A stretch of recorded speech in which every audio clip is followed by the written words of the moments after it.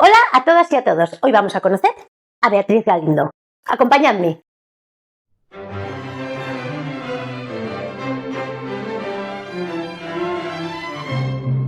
Hola Fanny, buenas tardes. Buenas tardes, Paz. Madre mía, cuánto tiempo, ¿eh? No, nunca olvidaré cuando estuvimos hablando de Hildegard Carballeira, que ya Almudena Grandes había sacado la madre de Frankenstein sobre ella. Sí. ¿Y quién nos trae ahora? Bueno, pues hoy vamos a hablar de otra mujer interesante, Beatriz de Galindo. Bueno. Beatriz de Galindo es una de las mujeres que rodeó a Isabel la Católica, que es otra mujer interesante de la época, del principio del Renacimiento en España. Se la considera maestra de reinas, pero es cierto que Beatriz de Galindo es una mujer que genera muchísima controversia por todo lo que se ha escrito de ella, porque si nos fiamos de varias fuentes, en unas la consideran maestra de reinas, en otras la consideran criada de la reina. Entonces vamos a hablar un poquito de ella, a ver si enfocamos y vemos realmente lo que es. Bueno, estamos en el apartado de filósofas y maestras, o sea que la parte de maestra evidentemente va a salir. Cuéntanos. Cierto. Beatriz nació en 1465 en Salamanca. Era hija de una familia de hidalgos, una familia venida menos, y tenía muchísimos hermanos. En aquella época, una familia con varios hermanos, algunos de ellos tenían que ir directamente a la iglesia, ser monja, pertenecer al clero. Entonces Beatriz, su destino era el convento. El convento, ser monja. Eso le vino muy bien, porque gracias a ello pudo estudiar latín. El latín era el idioma para hablar con Dios, era el único medio.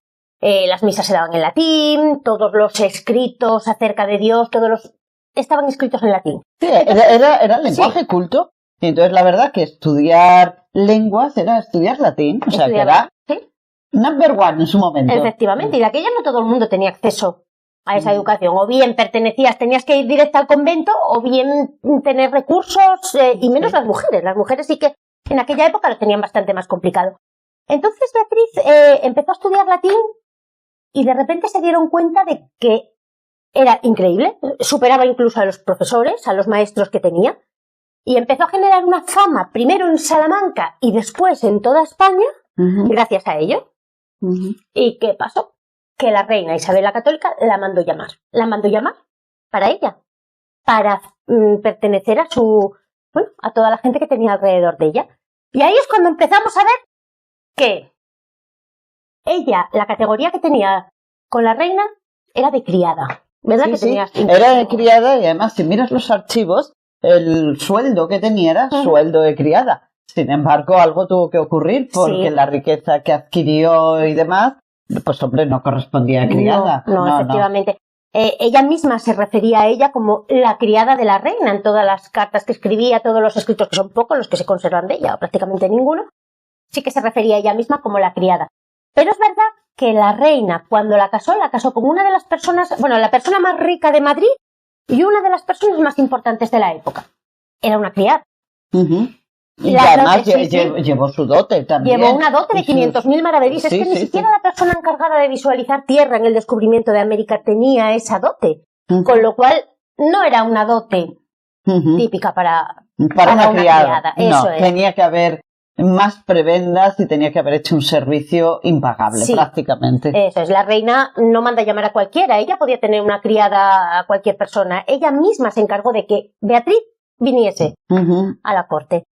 Pues mira, la mandó llamar a la corte porque Isabel la Católica quería saber latín, dominarlo bien, poder leer a los clásicos, porque su marido sí podía. Entonces cogió a la mejor maestra, y la mejor maestra Beatriz Galindo. Pero Beatriz Galindo no solamente sabía latín, es que era humanista. Y Beatriz Galindo tuvo obra de comentarios a la obra de Aristóteles, a la ética probablemente, y a los clásicos, pero se han perdido. Todas estas obras se han perdido. Sin embargo, para conocerla filosóficamente tenemos que acudir a otra cosa. Y es que formaba parte de la casa de la reina. Isabel la Católica, Isabel I, que tenía un grupo de personas humanistas y entre ellas había muchas mujeres, porque tenía el empeño de demostrar que las mujeres tenían capacidad tanto a nivel teórico, filosófico, literario, como a nivel de acción. Por lo tanto, Isabel también era una gran humanista y se rodeó de todas esas personas. Estamos en el Renacimiento y ella veía que el Renacimiento estaba en Europa y quería que el Reino de Castilla también formara parte de ello. Y luego, por otra razón, que eso me parece muy importante. Bueno, en primer lugar, la labor de las mujeres muchas veces es labor como en comunidad.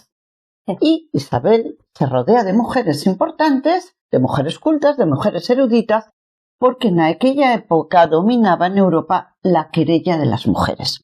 La querella de las mujeres era una polémica de tipo intelectual, filosófico, que luego ya tuvo carácter político, que existía en Europa, que llevaba ya siglos, en donde se partía de la base de que las mujeres no tenían capacidad intelectual.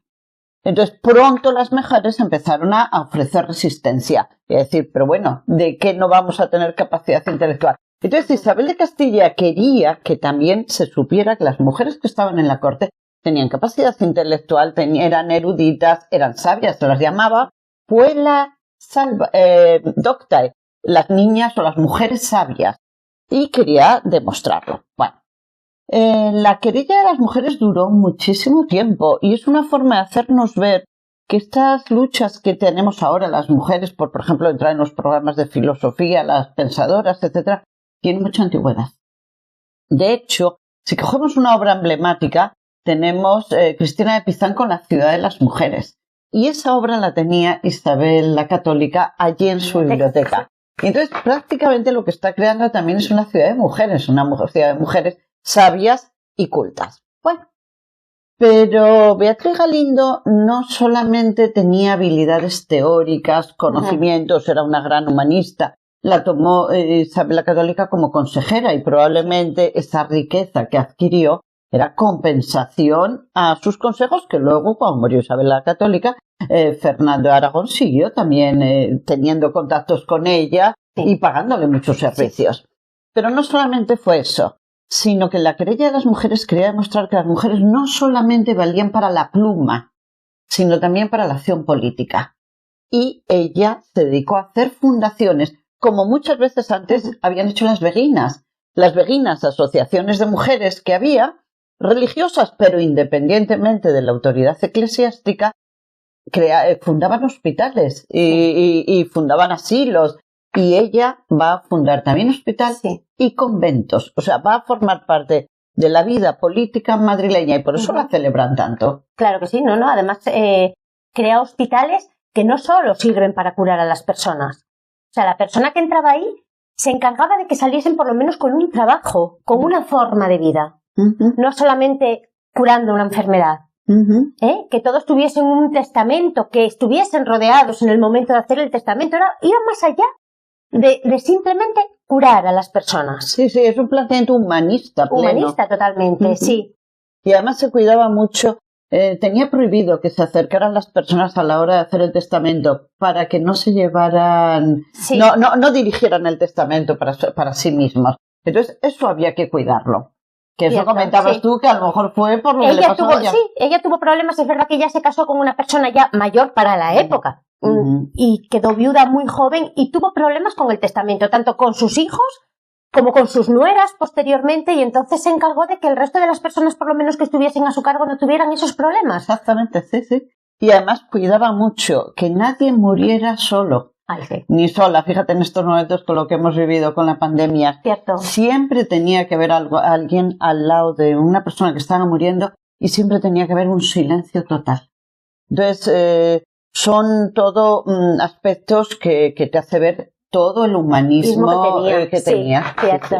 Creó unos conventos también para mujeres y estaba muy pendiente de que se llevaran alimentos a los presos, pobres y a los presos en la cárcel. Sí. Era una mujer muy católica, de hecho, quizás eso también la unió bastante a Isabel. Sí, eso también. Tenían... De hecho, había asociaciones de mujeres, los beaterios, en Castilla, y eran muy religiosas, pero estaban fuera de la norma, vamos a decir, estamental.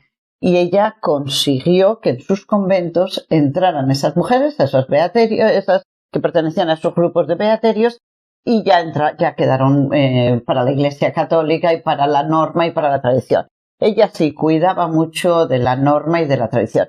Y de las pocas cosas que se conservan en los archivos, en documentos, escribía muy bien, tenía una capacidad económica de gestión del patrimonio, de gestión de las necesidades de la ciudad. De hecho, al lado del hospital había un matadero. Insistió, un hospital no podía estar rodeado de matadero porque eso crea enfermedades. Entonces, filosóficamente hay que meterla, dado que la obra se nos ha perdido, no es porque no existiera, en la defensa de que las mujeres tienen también capacidad para la empresa, para la política, para actividades sociales, para actividades humanísticas, en general para todo. Sí. Y por eso Madrid le ha hecho varios homenajes a una mujer conocida como La Latina, que en esa misma época se conocía como La Latina. De hecho, tenemos un barrio en Madrid, uno de los más importantes, que se llama La Latina, e incluso una parada de metro. Y seguro muchas más cosas. Y calles, Beatriz Galindo. Sí, no, la verdad que sí tiene homenaje. Se han acordado de ella. Y quiero añadir una frase que ella misma dijo sobre su manera de enterrarla, de morir. Que mi enterramiento se haga llanamente, como se hace a un pobre de los que mueren en mi hospital. Vaya, pues ¿sabes lo que voy a decir yo? Había un comentarista en la época, un humanista también, que escribió una obra titulada De las cosas memorables de España. ¿Y sabes lo que dice? Que el rey Carlos I le prohibió menciones como esta, hacer mención de los ilustres varones y de no pocas mujeres dignas de ser recordadas.